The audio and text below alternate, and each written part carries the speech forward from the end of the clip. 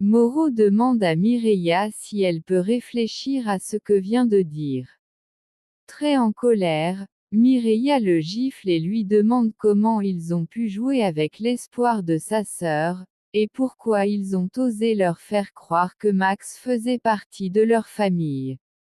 Moreau lui répond qu'il est d'accord qu'elle le réprimande pour cela, car il le mérite, et même davantage.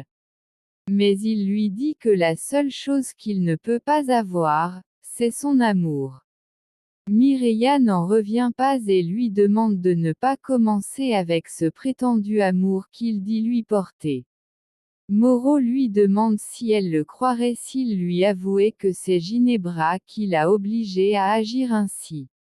Mireia lui répond que, même si c'est vrai, cela ne change rien, car il est tout de même responsable de ses actes. Moreau lui donne raison, mais insiste en disant que l'amour qu'il ressent pour elle est sincère. Mireia, blessée, lui demande d'arrêter ses mensonges. À ce moment-là, Salomon entre pour affronter Moreau, mais Mireia l'arrête et lui dit qu'elle était justement en train de dire à Moreau que s'il osait lever un seul doigt sur lui, elle-même le lui ferait payer très cher. Après son départ, Nandi dit à Moreau qu'il a l'air encore plus malade que d'habitude. Moreau, épuisé, lui répond qu'il a déjà assez de problèmes et lui demande de fermer la porte en sortant. De son côté, Esteban demande au médecin comment va son fils. Le médecin lui répond que l'enfant est désormais stable. Esteban lui demande alors s'il a découvert ce qu'avait son fils, mais le médecin explique qu'ils n'ont rien trouvé dans son sang. Esteban n'en croit pas ses oreilles et, très en colère, l'accuse d'incompétence. Le médecin comprend sa colère mais lui demande de se calmer, affirmant qu'ils sont les meilleurs docteurs du pays et qu'ils font tout leur possible pour que son fils aille bien. Esteban s'excuse d'un ton nerveux et demande quel est le pronostic. Le médecin lui dit qu'il n'a encore aucune nouvelle précise, mais qu'il le tiendra immédiatement informé.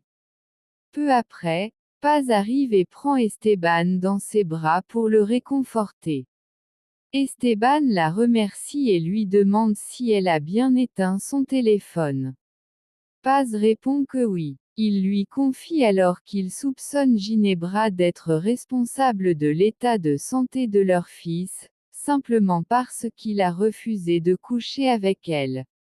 Paz lui dit qu'elle pense la même chose, mais qu'elle n'a aucune preuve pour accuser Ginebra directement. Esteban, inquiet, lui demande de retourner à la maison, car il craint que Ginebra ne lui fasse du mal.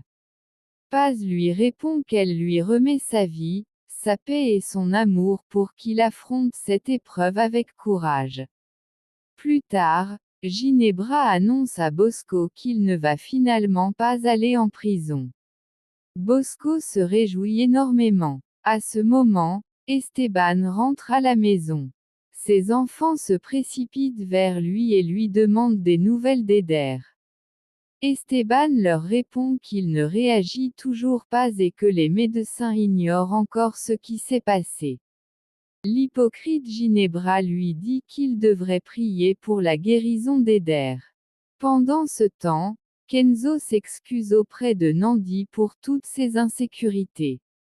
Nandi lui dit qu'il n'a pas à s'en faire, qu'elle le comprend.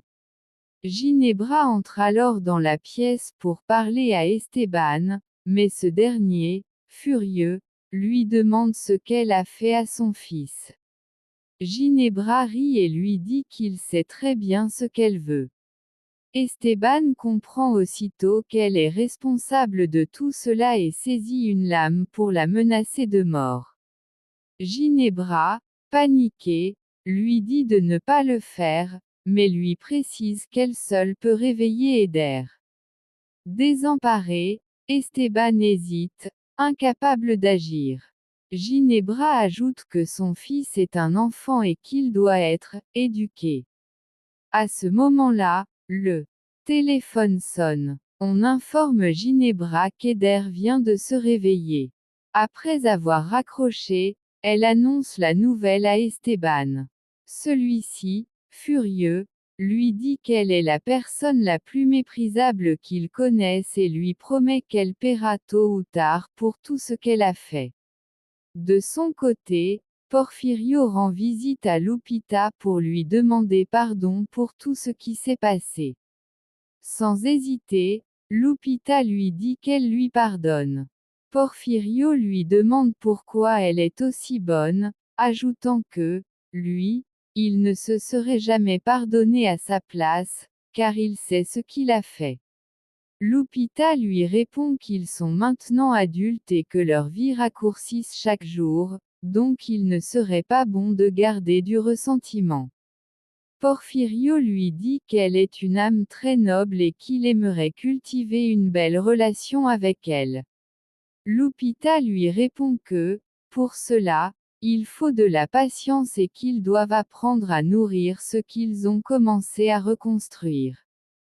Pendant ce temps, Pepa demande à Fermine s'il peut le déposer à l'université. Fermine lui répond que bien sûr. Au moment où il monte dans le véhicule, un homme s'approche et le salue. À la maison, Sam dit à Paz qu'il n'imaginait pas qu'Eder tomberait aussi malade. Paz répond qu'ils doivent l'encourager pour qu'il se rétablisse vite. Sam propose de faire des dessins pour lui. Paz trouve l'idée excellente et leur demande de dessiner quelque chose qui représente l'amour et la paix. Sam et Monito acceptent. Sam dit alors à Paz qu'il va faire un dessin pour le donner à sa fille. Paz intervient et lui explique, avec tristesse, que malheureusement, Matx n'est pas sa fille. Sam est désolé et la prend dans ses bras pour la réconforter, lui assurant qu'elle retrouvera bientôt sa fille. Paz le remercie pour ses mots et son étreinte sincère. Pendant ce temps, Elvira demande au médecin s'ils ont détecté du poison dans le corps d'Eder. Le médecin répond qu'il est très difficile de savoir si un poison est impliqué, mais précise qu'au moins, l'enfant est stable. Elvira s'approche d'Eder et, en pleurant, lui demande de dire quelque chose. Esteban demande alors au médecin quel est l'état actuel de son fils, et celui-ci répond qu'il est dans le coma. D'un autre côté, un homme demande à Fermine de lui remettre les clés de son mototaxi, mais Fermine démarre soudainement et s'enfuit à toute vitesse. Pendant ce temps, Esteban demande au médecin combien de temps son fils restera dans le coma. Le médecin lui dit qu'il n'en a aucune idée, mais que cela peut durer des heures, des jours, voire des années. Elvira, bouleversée, dit qu'il devrait chercher le meilleur spécialiste possible pour s'occuper de son petit-fils. Le médecin leur répond qu'ils sont libres de chercher qui ils veulent, voire de le transférer dans un autre hôpital. Esteban, le cœur rempli de haine, observe Ginebra en silence, conscient du mal qu'elle a causé. Paz, de son côté, demande aux enfants d'accrocher leurs dessins sur le mur pour accueillir Eder à son retour. Sam change de sujet et dit à Paz que même si Matx n'est pas sa fille, eux seront désormais ses enfants de cœur. Paz les remercie avec émotion, mais précise qu'ils sont les enfants de Ginebra. Sam dit qu'il n'est pas d'accord, ajoutant que leur mère pourrait très bien adopter un autre enfant. Puis il demande à Paz si elle pense à Matx quand elle regarde les étoiles. Paz répond que oui, car chacune d'elles lui rappelle tout l'amour qu'elle ressent pour sa fille. Sam trouve ces paroles magnifiques et souhaite que sa mère soit aussi gentille qu'elle. Monito se lève alors et dit à Paz que même si elle n'est pas leur mère de sang, elle est leur mère de cœur. Paz sourit et les prend dans ses bras, en leur disant qu'elle accepte volontiers d'être leur mère de cœur. Un peu plus tard, Esteban demande à Ginebra de sortir de la chambre. Elvira lui demande ce qui se passe. Ginebra répond qu'Esteban est trop tendu et qu'elle préfère lui laisser de l'espace. Après son départ, Esteban supplie son fils de se battre et de se raccrocher à la vie. En même temps, il se souvient du jour où sa propre mère lui avait dit qu'elle ne pourrait plus rester à ses côtés à cause de sa maladie. Pendant ce temps, Gala et Bosco voient arriver leur mère et leur grand-mère. Ils s'approchent et demandent des nouvelles d'Eder. Elvira leur répond qu'il est dans le coma. Gala s'effondre en larmes, se reprochant de ne pas s'être occupé de son frère. Elvira lui demande de se calmer, affirmant que rien n'est de sa faute. Bosco, lui aussi, regrette d'avoir été pris dans ses problèmes au lieu de veiller sur son petit frère. L'hypocrite Ginebra les serre dans ses bras, tout en roulant les yeux en voyant à quel point ses enfants sont naïfs. Pendant ce temps, Pepa demande à Fermine de s'arrêter. Fermine s'arrête et lui demande ce qu'il veut. Pepa, en colère, lui demande dans quoi il est encore impliqué. Fermine, surpris, lui demande de quoi il parle. Pepa lui dit de ne pas faire semblant, ajoutant que l'homme qui s'est approché de lui sortait de prison et qu'il avait déjà attaqué sa grand-mère avec un couteau. Il lui ordonne donc de le conduire immédiatement chez elle. Pendant ce temps, Lupita se réveille, souffrant beaucoup. Porfirio lui demande ce qu'elle a. Lupita répond que ce n'est rien, simplement une vieille blessure, car elle a été poignardée il y a des années. Elle lui dit que c'est une longue histoire qu'elle ne saurait pas par où commencer. Pendant qu'il parle, El Rubio les observe à distance. Lupita, heureuse, confie à Porfirio que son petit-fils Pepa envisage de quitter le pays, et qu'elle souhaite de tout cœur qu'il réussisse tout ce que n'ont pas pu accomplir. Porfirio répond que c'est pareil pour lui avec son fils Esteban, mais que ce n'était pas un choix, Esteban avait décidé de partir loin quand sa mère est morte. Lupita trouve cela très triste et lui dit que, quand il le voudra, il pourra tout lui raconter. Porfirio lui répond que le problème, c'est qu'à chaque fois qu'il se souvient de cette douleur, il sombre à nouveau dans la tristesse. Pepa arrive à la maison. Lupita le salue, mais en voyant Fermine, elle lui demande ce qu'il fait avec ce type. Pepa explique à sa grand-mère qu'apparemment, Rubio est sorti de prison. Il s'approche ensuite de Fermine et lui demande pourquoi Rubio s'est approché de lui pour le menacer. Très nerveux, Fermine répond qu'il ne peut rien leur dire et s'en va. Pendant ce temps, Gala et Bosco donnent de la force à leur père pour qu'il continue à se battre.